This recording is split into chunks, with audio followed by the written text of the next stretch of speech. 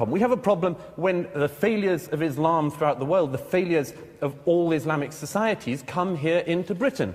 Their intolerance of freedom of conscience, their intolerance of apostates, their intolerance of freedom of expression and freedom of speech, their intolerance of minorities, other religious minorities, sexual minorities, their intolerance of gays, their dislike and distrust of half of the population, women, and many, many other things. And the call, what's more, for a parallel legal system within Britain and European societies. This is monstrous. No other group behaves like this, asks for parallel laws. This is a fundamental problem, and it's one we're going to have to deal with. It's a problem between a society, Western Europe, that believes that laws are based on reason, and Islam that believes that they are based on revelation. Between these two ideas, I'm not sure there is very much compromise for Europe. It is not Europe that has let down its Muslims, but the Muslims of Europe that have let down Europe. Hello everyone, I greet you in the name of God Almighty. My name is Apostle Silas, and today we have a very interesting video to react to by Douglas Murray. And then he says that Douglas Murray leave young Muslims speechless on free speech. I believe that this is going to be a very interesting one. So guys, without any further ado, let's get down to this video and check this out. I'm a British female. I love this country and I give this country. Now you're calling me a problem. I don't think I am. I think you are. Second point is, as a Muslim female, okay, my parents might not... But do not mix up somebody, a thug, a racist, and so on, attacking somebody in a street with the right of Fleming and me to say what we see in the Quran, what we think of Muhammad, and maybe even asserting our right to say so. Okay, all right, now... You are about to see Douglas Murray tell the truth as it is. Douglas Murray breaks the silence on immigration and speaks what is on everyone's mind. In the following clip, Douglas Murray educates a young Muslim student. Douglas Murray did not hold back. Thank you. Thank you very much. Tariq says that Europeans associate Islam with violence. There is some truth in that. There is also a very obvious reason for that, which is that Islam is associated with violence. It was not Buddhists who flew planes into the Twin Towers. It was not Hindus or Jews that blew up the London Underground buses a few years ago. And that simple fact has to be acknowledged if you're even going to start a dialogue. Now, what is happening, ladies and gentlemen, it's not a pantomime. I'd argue that Europe has done not too badly, considering the circumstances. In the middle of the last century, there was an almost negligible Muslim presence in Europe. At the turn of the 21st, in Western Europe alone, there were 15 to 17 million Muslims. That's a very fast migration, ladies and gentlemen, one of the fastest in human history. And no society would find it easy to deal with that kind of migration. As it happens, European societies, Western European societies have, I think, dealt with this much better than some would.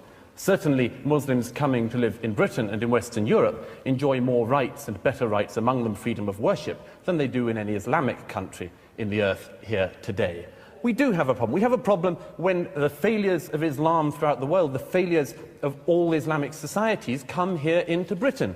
Their intolerance of freedom of conscience, their intolerance of apostates, their intolerance of freedom of expression and freedom of speech, their intolerance of minorities, other religious minorities, sexual minorities, their intolerance of gays, their dislike and distrust of half of the population, women, and many, many other things. And the call, what's more, for a parallel legal system within Britain and European societies. This is monstrous. No other group behaves like this, asks for parallel laws. This is a fundamental problem, and it's one we're going to have to deal with. It's a problem between a society, Western Europe, that believes that laws are based on reason, and Islam that believes that they are based on revelation. Between these two ideas, I'm not sure there is very much compromise for Europe. It is not Europe that has let down its Muslims, but the Muslims of Europe that have let down Europe. This is not solely something which we have to say we can never reconcile. Of course we can reconcile this, but we need to be honest about it. We need to be frank about it, and we cannot avoid things just because they are unpleasant. And if there were one thing I would wish Muslims in Europe could learn today, as fast as possible, it would be this: that you have no right in this society not to be offended. You have no right to say that because you don't like something, you can commit violence, or you would like something to be stopped or censored. You have no right to have more hate laws or hate crime laws or hate speech laws just to defend Islam. You have to realize, the Muslims of Europe have to realize, that a society in which even your deepest feelings can be trodden upon is the only society worth living in. And the sooner we can learn that, the sooner that Islam can learn that within Europe, the better. It is not Europe that has failed its Muslims. It is Islam that has failed Europe. I'd argue Islam has failed its Muslims. Thank you. Wow. Douglas Murray brings attention to the rapid and unprecedented migration of Muslims into Europe, a phenomenon that no society can easily absorb in a short period. This mass migration is one of the fastest in human history, and it's understandable that it would bring significant challenges.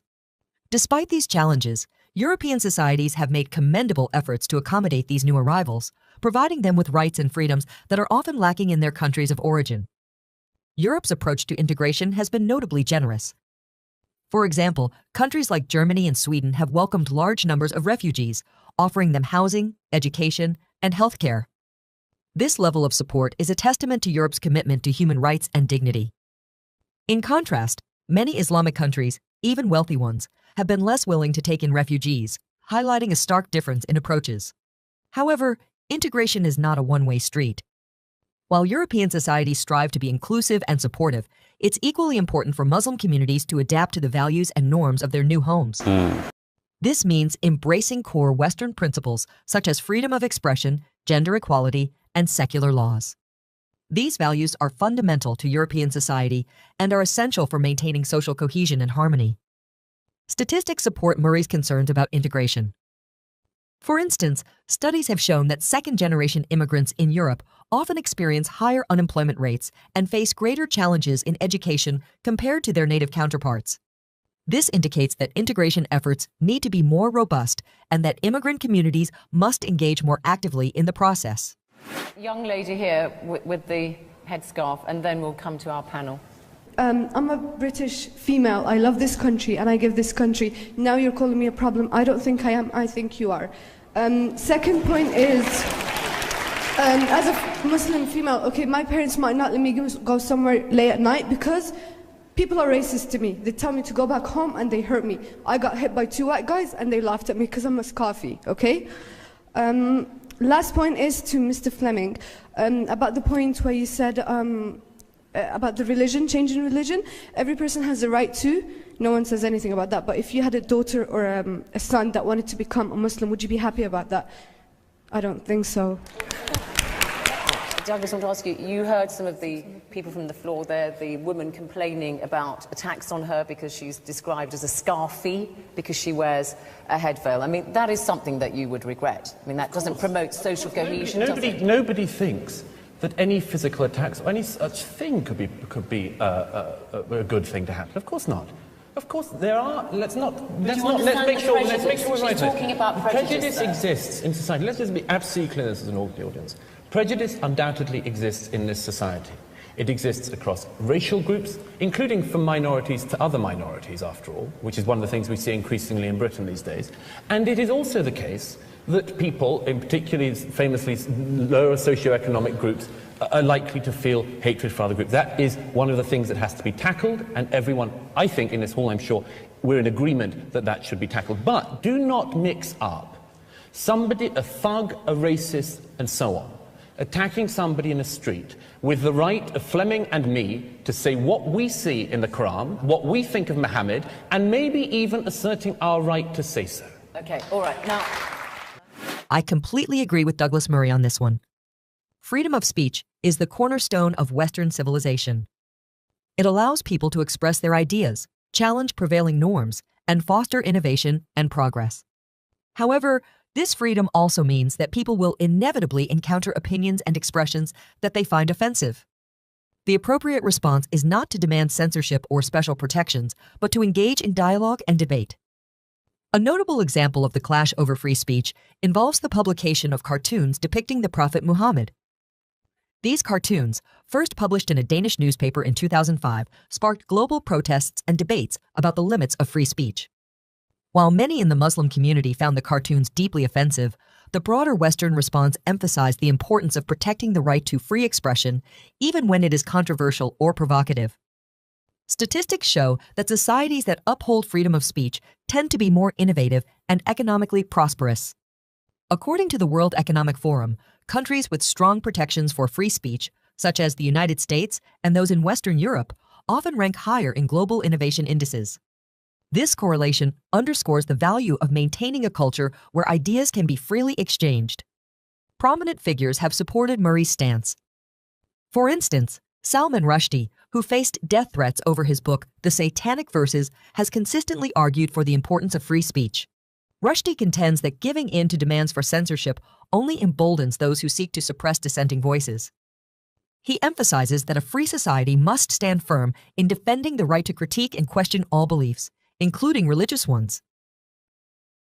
Alright guys, that's a very interesting video, listening to Douglas Murray, of course, talking about integration into European society. But one thing that I want to say is that people migrated in a sense into various places in a sense for different reasons. Sometimes some do it based on to get better life, some are because of war. But whichever reasons that makes you to find yourself in another country or in another place or another society, is that there is a need for you to recognize, you understand, the laws of that very country or that very place, you understand, you have find yourself. So which means that there's a need for you to respect the laws of that very society you find yourself, or whatever nation you find yourself. Now, if you look at this very situation where therefore people, you understand, migrated, you understand, to Europe, and then therefore comes with their values. Now there's always, you understand, an issue of integration into European society, because in European society, freedom of speech, in a sense, serve as one of the pillar of Europe. And then therefore, since there's a freedom of speech, people have different way of expressing them. Therefore, people who come from different cultural background have their own understanding or have their own culture and how they do things, and then therefore try to enforce some of those things, in a sense, once they get to Europe. And then those things, in a sense, end up, in a sense, bringing problems, or end up, in a sense, causing problems. And that is why we are here, in a sense, arguing about what that is happening between the Muslim activists and then also Douglas Murray. Because if you look at it, once you find yourself, in a sense, in Europe, it's been expected of you to operate based on the laws of the Europeans, and not basically about, in a sense, the nation or the country you come from. While you are back there in your country, you can be able to practice some of those laws as far as you are in your own country. But immediately you step out, you have to maintain or respect, in a sense, the laws of the European. Failures to do that, that is when, in a sense, we end up, in a sense, people attacking one another and all those things. For instance, I might be in my own country, so if I go, for instance, you understand, to Europe, despite the fact that I am homophobic, I do not like gay, but that does not mean that, in a sense, I should hate them, or that does not mean that, in a sense, I should confront them. But then therefore, since, in a sense, the laws, in a sense, in Europe, in a sense, accommodate them, there is no need of me, in a sense, ending up, in a sense, to attack them. Or within me, I may know within me that yes, I don't just like, you understand, these people, because I feel that they are going against, in a sense, the plans of God toward humanity. So same is also applicable, in a sense, with religion. And just like how, you understand, the lady was also asking Douglas Murray, the truth about it is, let's assume that, of course, maybe an apostle have a son, and then my son want to convert, in a sense, to Islam. I will not be happy about it. Same thing is also applicable to a Muslim whom will have a child, and if the child want to convert to Christianity, I believe that the person too will not feel good. And then that's the reason for the apostasy. So when you come to apostasy, of course, Muslim may not like, in a sense, to tolerate some of these things, but then I will say that as far as you find yourself, you understand, in Europe or any of the Western country that see it, in a sense, as freedom of expression, then I think that you don't have to do anything about it, unless, you understand, you are in your own country. And then therefore, if your son apostate, then therefore you can look at it based on the laws in your own country. If, you understand, that permits you for you to do whatever you want to do with your son, then so be it. But as far as, you understand, you are in any of these Western countries who accommodate some of these things, then I feel that that you can't be able to do anything, because in the process of trying to enforce some of these things in a sense on them, that will lead to some of the problems that we are having in a sense nowadays. So for me, I will feel that whatever in a sense you have, just try to look at in a sense the laws and values of that very society you find yourself, and not necessarily about what you believe in, because now you are no longer in your own country. So when you go back to your own country, of course some of those things in a sense can be enforced, but as far as you find yourself in a sense in Europe, then therefore you have to operate based on the laws of Europe. Nevertheless, it's not good for you to just see a human in a sense and went on to attack them just because in a sense they do not agree with some of the things in a sense that you are saying. So I feel that of course we have to always in a sense respect people's in a sense freedom of expression of whatever they want to believe in, since in a sense the society in a sense gives them that very freedom or that very liberty, or serve as even the cornerstone of Europe. So I feel that let's just in a sense respect each and every one of us in a sense our views, because we are just in a sense different, and the way we understand in a sense things in a sense differ. So let's not try to impose things in a sense on people. I know that a lot of you have thought an opinion concerning this, and I want to drop it at the comment section, and may God bless you as you do so. So that's the end of my video. If you like my reaction, you should like, share and subscribe. If you have any video you want me to react to, don't forget to drop it at the comment section, and I'm going to check it out. So you remain blessed, and I see you in my next video. Bye bye.